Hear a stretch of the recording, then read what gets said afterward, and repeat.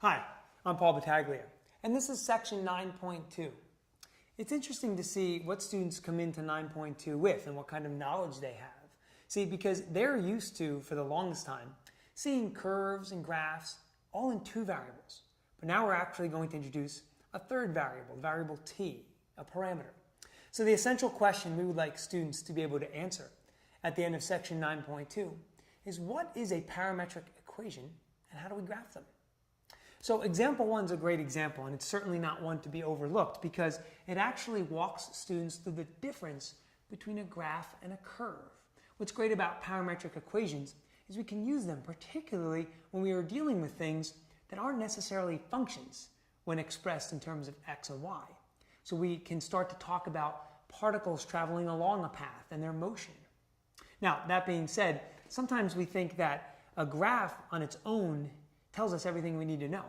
And when we talk about parametric equations, that's certainly not the case. See, without the graph and parametric equations, we would be unable to look at a particle's position, direction, or speed. That's why those equations are still very, very helpful, and we can't necessarily rely on the graph. Now, there's 3 mistakes that we see a lot of times when students are encountering this new topic. One of them is actually trouble eliminating the parameter, trying to get rid of the t and getting back to x and y. So look for that. The second thing is actually when students are plotting, sometimes they actually plot values of t with values of x or values of y. And so what we really need them to do is use t and then be able to plot the coordinate x, y. And then finally, the last thing we see is sometimes students have a little bit of an issue mistaking restrictions on the parameter with the domain. So those are things we have to look for. Now, what I really like about section 9.2 is actually you haven't heard me talk about any calculus. And that's okay. See, we need to make sure students have a solid foundation in this new topic before we can introduce things like tangent lines and things of that nature.